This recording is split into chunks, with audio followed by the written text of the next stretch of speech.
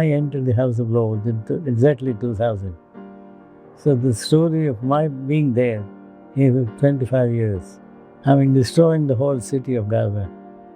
80% of the buildings are uninhabitable. People are starving. So every day, 25, 30, 40, 50 people get killed. How would a human being live with it? Prime Minister Modi is in the power since more than a decade now. So how would you assess his tenure so far? People seem to like him. They vote for him. In foreign policy matters, he has stood firm. So he did not capitulate to President Trump. I still don't understand how they have been able to patch up their relations, but things are moving in the right direction. Hello everyone, I am Mehul Devkala and it is my great privilege to welcome our special guest today, Lord Bhikhu Parekh. Born in 1935 in Amritsar, Gujarat, he rose from a humble beginnings to become a renowned thinker, academic, writer, and appear at the House of Lords. Professor Parekh, thanks a lot for joining us today. Before we begin, I would like to ask you, how would you prefer me to address you? Lord Parekh, Professor Parekh, or Bhikhu Bhai, as our fellow Barodians affectionately call you? I think Professor Parekh is halfway between the Lord and the simple one. Great. So, sir, it's been a quarter of century since you entered House of Lords, and in that time the world has changed dramatically, and we have seen the historic events like Brexit. So how would you describe your journey so far as the Lords? Well, I mean, it was a critical period in British history. Lots of things happened. Mrs. Thatcher had just come to an end. Lots of other changes had taken place. And I entered the House of Lords in exactly 2000. So the story of my being there is 25 years, quarter of a century. This is a long time in anybody's life. And I would say that many of those changes taking place outside were also reflected in my own life. And I was undergoing changes. So it was an exciting period. Were there any debates or discussions which took place and you can remember it? Yes, I mean, during 25 years that I was there were important subjects on which debates took place. As you say, Brexit is one, which was the strangest kind of debate because it resulted in a particular choice and then people regretted it.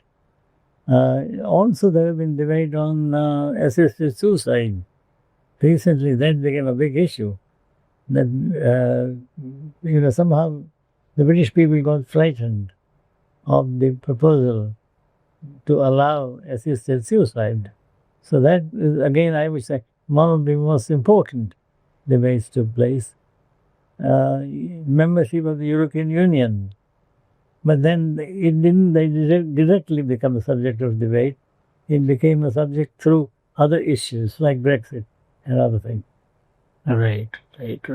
So, sir, you have extensively written on multiculturalism and the idea of living together with difference. So, last month we saw thousands take to the streets of UK to oppose immigration. So, how does this current climate of resistance to immigration challenge or perhaps reaffirms your thoughts on multicultural societies? I think what happens is this multiculturalism has become a bugbear in the eyes of quite a few people, utterly unnecessarily. They seem to think that it means you can do what you like. A Muslim can marry 4 wives, or he can, a Sikh can wear his helmet anywhere. Complete freedom to do what you like. And no society is possible on that basis. So the local people get upset that in the name of multiculturalism, they are being bamboozled into doing things they are fully disapprove of. My answer to that is, of course you are right, but this is not multiculturalism. Multiculturalism does not mean that anybody can do what they like. It means that if a person is used to a certain habit or a certain practice, he may follow it, provided he can show that it is rational, defensible, consistent with his own other beliefs. So if Hindus, for example, they demanded from the local authority the right to cremate the dead body, that rather than bury, which is what the Christians and others would do, we wanted to cremate it. Now, not a common practice in Britain at all. Should we do that or should we not? Well, there was some resistance, and after 6 months or so, they began to see that this was perfectly acceptable, meant a lot to the Hindus, agreed. Likewise, Hindu yajna or worship, there's a lot of smoke in the air. Should you allow this or should you not? Well, look, it's part of their custom. But at the same time, it doesn't harm anybody. So I think multiculturalism now has become more sophisticated. That multiculturalism doesn't mean anything that a culture does goes. No. It means that anything goes provided it is subject to the test of reason, that the other person is convinced by it. Right. So very much Gandhian, you can say. Right, indeed. Yes, yes. So Gandhi I describe as a patron saint of multiculturalism. Certainly. In this book that you are talking about, I see Gandhi as a man who was one of the first multiculturalists, in the sense that he says that, look, no single culture can ever be perfect or exhaust all the human potentiality. Therefore, it's very important that cultures should talk to each other, should dialogue with each other, so that each can learn something from the other. And it is through that sort of thing that they grow. This is the example that Gandhi got from the Jain tradition, where you had 10 elephants. One elephant and 10 people. They saw the elephant. Then all were blind, so they were asked, how do you describe an elephant? And somebody who had looked at the trunk said, well, it looks like this. Somebody had looked at the legs, looked like this. Well, they are all correct. None of them individually is correct, but they are all collectively, if you put these visions together, are correct. That's what the multiculturalism does. Wonderful. Right. That multiculturalism is a way in which blind people can be made to see the world. It's a great recipe for blind people, and we are all blind. Right. Because we only believe in what we see. And we believe that if we have been doing something for a long time, that is the right thing to do. Where the multiculturalist comes and says, that's the right thing to do from your eyes, from your point of view. Have you looked at it from my point of view? Through my eyes? And James called it anekantavad or syadvad. This anekantavad, there are multiple ways of looking at something. This is the world, the richness of the world, the beauty of the world, is that it can be seen from multiple perspectives. Do you want to reduce it to one perspective? Shame on you. Right. So we are discussing Gandhi, and you have critically examined Mahatma Gandhi's life, work and philosophies. So do you believe he still offers a practical model for any leadership in today's polarized world? Yes, it does. This is the example I was giving. That here is a man who comes and says, this is like Gandhi's satyagraha. Comes precisely from this philosophical tradition. You believe, take an example of injustice. Say you have been treating me badly, paying me low wages. I then complain against it. You say, no, your complaint is rubbish. You are being paid proper salary. You can't be paid more. I said, no, I'm worth more than 5 rupees an hour. So there is a conflict between the two of us. How do I convince you of my truth? And there I can say, well, look, I'm going to take a stand. And I'm going to say this is the correct way of looking at things, but I'm not going to hurt you. I'm going to stand for my view peacefully until I'm able to change you, and then I can see what happens. So Gandhi's theory of satyagraha is an offshoot of Anekantavad. Right. It has Jain roots, not Buddhist, Jain roots. Correct. So, as we are talking of Gandhi's philosophies, do you think that Gandhians, after passing away, after his passing, in some ways betrayed Gandhi's legacy by not taking forward the Dalit cause and the fight against caste discrimination? For instance, leaders like Vinoba Bhave and Jai Prakash Narayan, they might have focused on other movements, but very less on handling this Dalit cause. Well, Dalit cause Gandhi took as far as he could. In 1948, when the man was assassinated, what else could he have done about Dalit other than what he had done already? In 1932, he went on fast unto death. One of the few fasts he had done this. He campaigned through many channels for equal rights to Dalits. He had Dalit servant in his ashram, Ahmedabad.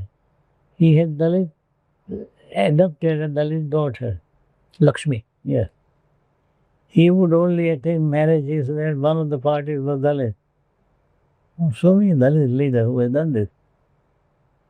Gandhi cleared the confusion in the Hindu mind. Remember, it's a practice which has gone on for 2000 years, untouchability, in one form or another. To take on the practice, to challenge millions of Hindus and tell them this is wrong, when they had believed that this was the right thing to do, is not easy. He could have done more. Anybody could have done more. We can always say he could have done more. Fine, yes. But he was within his limits. In bodily limits, political limits, he has to keep the independence movement together. Now, if you have to keep the independence movement together, you won't allow Hindus to break that movement and say, no, we are not with Congress, because Congress is for removing untouchability, we are for it. You can't have divisions in Congress, in any political party. You have got to fight the British as one united body. And therefore, you could push it as far as you could push. And even then, having pushed so far, when it didn't seem to work, he said, look, I'm going to fast him to death. What more could a man do? So I would say that it is wrong to say that the Mahatma would have done more.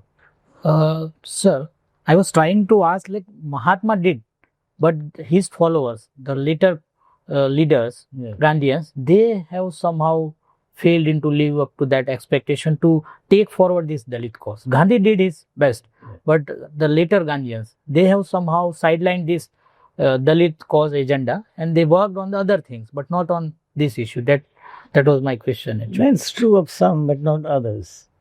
I mean, I would like to see your example of Dalits who did not do much. Vinoba Bhave. Now, Or Jai Prakash Narayan. yeah. He did use Gandhian ways for political movements, but not to on this aspect of Gandhian philosophy. Yes, it wasn't at the top of his agenda. And also remember that you can't have one issue polluted. If you are concerned to change society, as Vinobaji was, Bhutan, or if you're a prime minister of a country, as Pandit Nehru was, or Indiraji was, they can't simply say Dalit, Dalit, Dalit until the end of my life. They make an issue of it. Whenever they do something, they ask, what are the implications of this policy for Dalits? They can bear this as an important issue. And many of them did what they could. Others, for this, it fell by the wayside. But they also took care of Dalit issue all the time because of reservations. You had reservations for Dalits, tribal people. So even if you try to forget, your policy of reservation would make sure that 13% of your people come from Dalit community. Quietly, through the back door, they were coming. Right. Correct. So,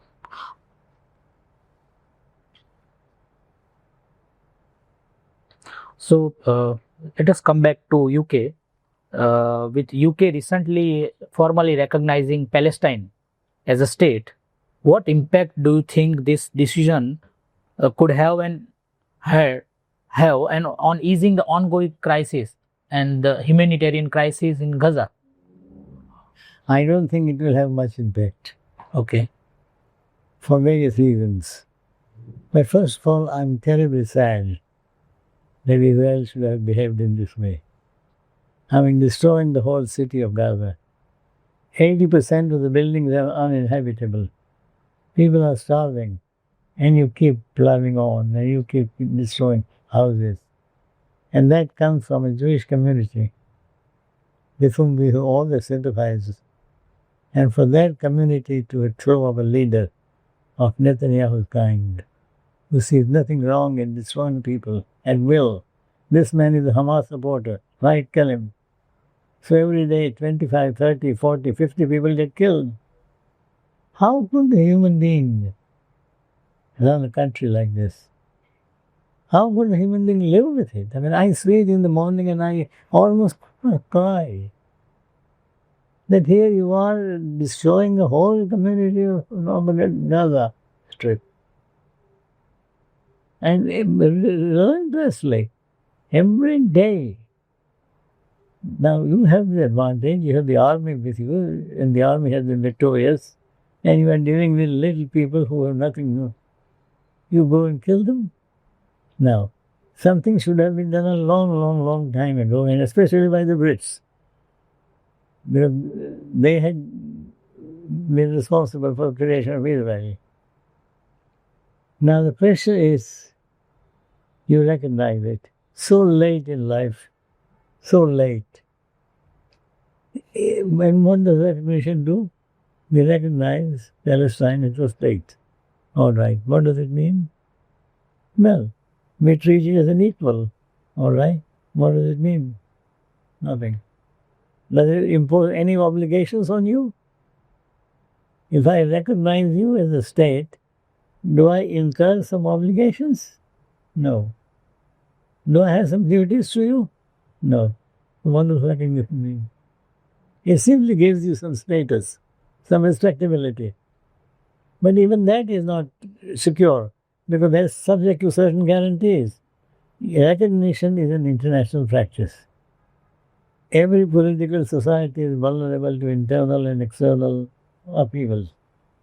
So the question is, when a state is born, or when a society disintegrates and gives rise to a new state, it says, now you recognize us. We are not the old British India. We are India. Recognize us. We are Pakistan. Recognize us. Meaning what? That the new state is born. Recognize us.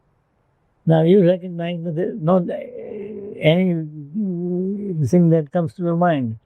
You recognize if 4 criteria are met. Do we have a settled territory?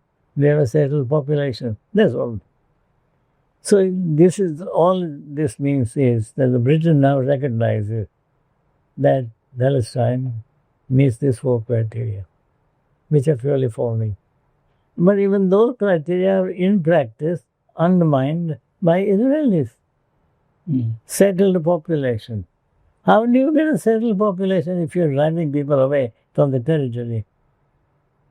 So you drive them away and then you say, this we would like to recognize, but then no settled population.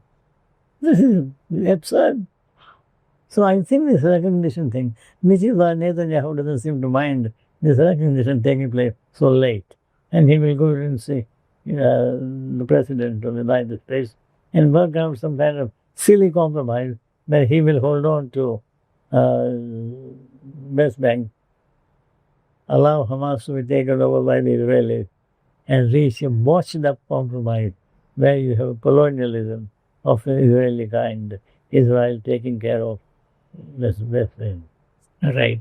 So it's too little and too late, I guess. Exactly. And so also, even though four European states have already recognized the permanent members of the UN, but still US has not recognized. So they have the veto power with them. The US has been totally sold to the United States for the last 50 years. It wasn't always like that. The last time when US took a stand and told Israel, do this or else, was with Eisenhower. When Eisenhower told Israel, get out of Suez, or else we will have to intervene. And the Brits and the French and the Israelis, the trio, had to withdraw. Since then, it has been pretending to be helpless. Now, the mystery was the mechanism by which Israelis can build that kind of power in the United States. This is not in American interest that people should be seen to be dying like this in Israel. The whole policy the government is following is, in my view, against the interests of Israel and interests of the United States. Why is then people in the United States supporting it? Now, there are lots of students who are opposed to it, fine. Lots of young people opposing it, but others seem to go along. You're anesthetizing. Crazy. And I think US, by behaving in this way, invites no anger, but frustrated anger, because you feel angry that a country of United States size and history can behave like this. You feel angry, but you can't do anything because it has all the power. It will impose tariff on you. So you're frightened of that. What do? You sit in the corner of your house and keep sulking because you can't openly protest. No, the Americans have put us all in an impossible situation with respect to Israel. I think they should have been more careful in giving a judgment, restraining Israel when it was going wrong, supported it when it was going right. Nothing of that kind has happened. It has been a one-sided policy, and therefore America stands condemned in history. Right. So, very saddening situation. Yeah. So, let's come back to home. So, here, like Prime Minister Modi is in the power since more than a decade now. So, how would you assess his tenure so far? And given that he has never did a press conference, and also like his major decisions like GST or farm laws, they have to reverse it later on. So, do you think this reflects an inability to fully assess the causes and the impacts of those decisions? So, how do you see his tenure in the office? Well, I mean, you're asking me a very large question to sum up a prime minister of all these years. My own view is that he has been, in many ways, a good prime minister. By good prime minister, I mean somebody to whom people are happy to acknowledge their allegiance. People seem to like him. They vote for him. In public, there is no attempt to maltreat him or bring down his statue and that sort of thing. Trains are running and transport and other work is being done. In foreign policy matters, he has stood firm, so he did not capitulate to President Trump. I still don't understand how they have been able to patch up their relations, but things are moving in the right direction. So for all these reasons, he is a capable, competent prime minister. That's the first thing. About any prime minister, is he competent? Competent enough to hold his cabinet together, which this man has. Competent to hold his party together, this man has. Competent to inspire the country. Yes, there are people in the country who are prepared to die for him, who shout for him. I haven't seen that the many prime ministers before him. So in that sense, he seems to have the rhetorical nerve. He seems to be able to touch a nerve in the people, get them excited, coin phrases which resonate with people, use expressions which inspire people. So in that sense, I would say he has been the competent prime minister. Beyond that, would I call him a great prime minister? I said, no, not yet. The history books have had to wait a little longer before we get the full judgment. Because if you look at the way in which the poverty remains, inequality remains, a small group of extremely rich people run the country, all those things would seem to suggest that the fundamental flaws of the system have not been corrected. Many of us had expected that he would put an end to corruption. But personally, he may not be corrupt, and I think he is not. He is not corrupt. But nevertheless, nothing moves in India now without somebody offering bribe to somebody else. What is that? Compared to China, where there have been cases of corruption, and the result, the man is hanged, thrown into prison. So that China faces corruption but deals with it firmly. So sets an example saying you can't do this. Maybe too hard sometimes, but does that. Whereas we have, in a very Indian kind of way, allowed people to get away with murder. Now that's, I should have thought, would have been the first responsibility of the Prime Minister, to make sure, look, whatever we do, let us at least be able to count on the government doing something according to the rules. No. So I would say that Modi ji is a good Prime Minister, but I won't say he's a great yet. Yeah, but also he has never held a press conference. Yeah. So how can it be possible in any democracy, right, where the Prime Minister of the country is not talking to, like, answering the question of the media, press, directly? Yes, I mean, he should be holding a press conference. I don't know why he hasn't held it, but he should be able to handle it.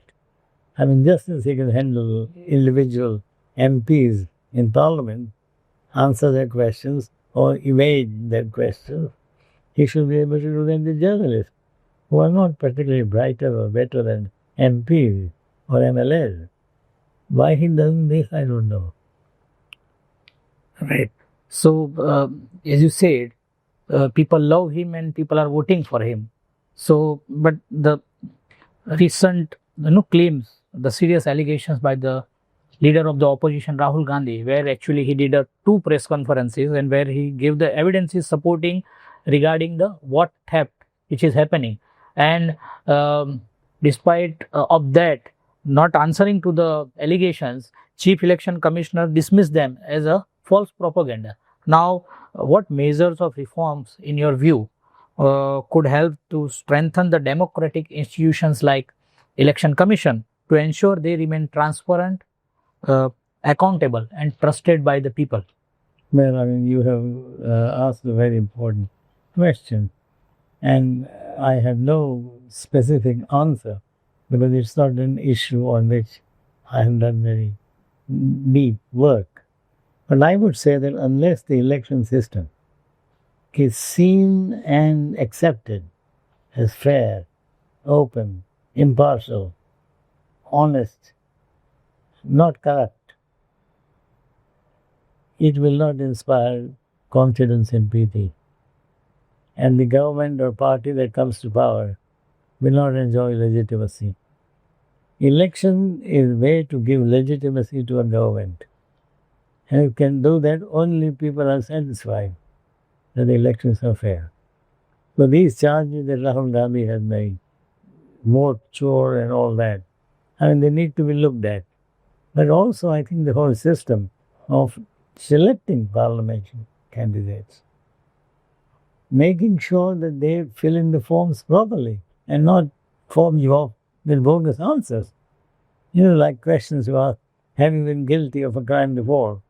And some people say no, and then it turns out to be wrong completely. So to be able to have within a system of inspection is very important. There are other ways in which you can tighten up the system and make sure that the candidate provides full information about his past. It is also important that political parties should be subjected to that kind of control, that they should give a guarantee that none of their candidates is guilty of this or that malpractice. Not just a candidate making the announcement. The political party has to certify that we haven't been accomplices to this sort of thing. So I think there is much that can be done, and as far as I can see, something is being done. Not enough, but something is. There is a scope for improvement. Oh, yeah, plenty. Right.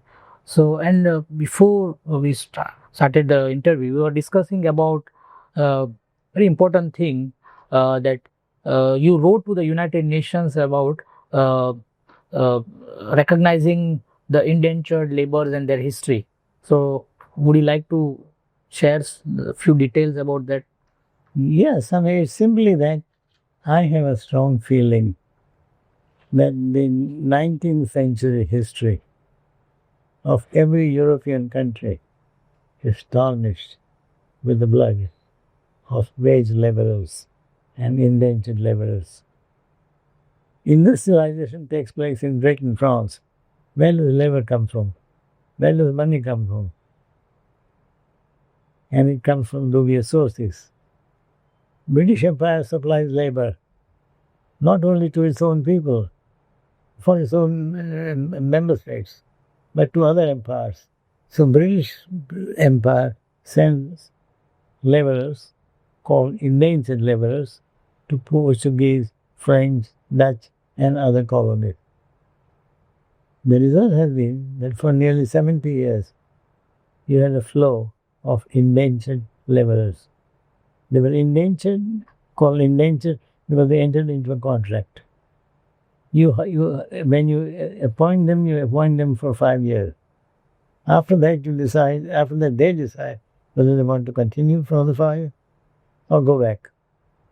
So these indentured, once slavery was abolished in 1834,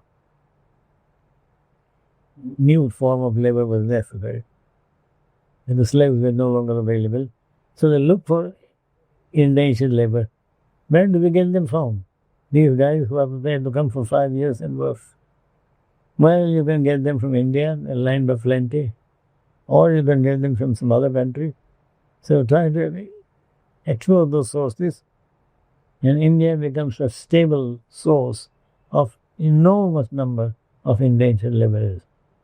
And we go to nearly 20 countries, work as indentured laborers.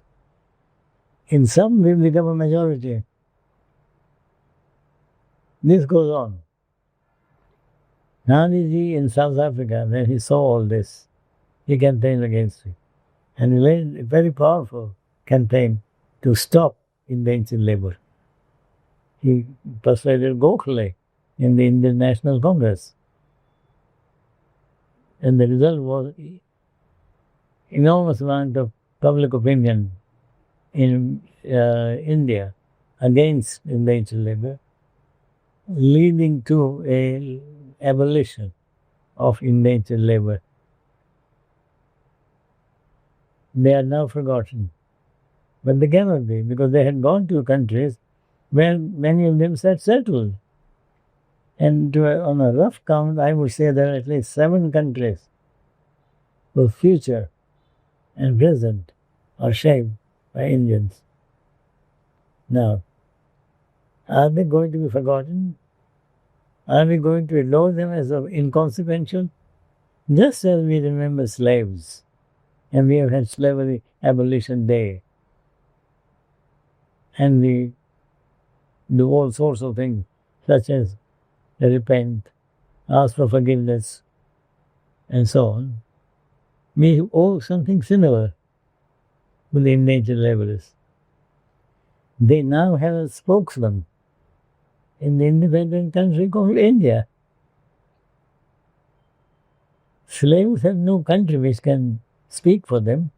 Every country can speak for them, but not one single country which is earmarked for them. In the Indian level, since many of them went from India, have India as their spokesman, I think it's very important that India should take up their case and get it historically recognized that a lot of work was done by Indian labor. They built the railways in East Africa and plantations in Trinidad and Malaysia and all those places. I don't think there is any point in compensation. Because those they were paid in their own way, you can't ask for compensation. But you can ask for some kind of apology, although apology doesn't mean anything. But nevertheless, they would say, well, genuine reconciliation. That we regret what we did, but we had to do it. And when we did it, we also helped those people to come out of India and come and work. So we didn't get you free. So in that sense, you acknowledge the bonds between India and the rest of the world. And then with a true way of seeing India in the world. Right. India is not alone. India is Indians. And Indians are in 42 countries. Why should we not remember them with gratitude? Indeed, a very noble cause. Yeah. So, the last question of the interview. Oh. Yeah. So, Bhikhu Bhai, you lived such a long and inspiring life, and what in your view are the keys to living a long, healthy and meaningful life? As you know, there is a Japanese way of living long and healthy life. What is the Bhikhu Parekh's view on the life? Well, there is no such view. The Japanese view is a view that a country has developed over a period of time. I've had no such 50, 60, 70 years to plan my life. It was planned year by year, day by day. As I got up, I did what I wanted to do. But I can say one thing, that in life, if you want to get anywhere, noble, sense of satisfaction, no regret, I think 2 or 3 things are very important in life.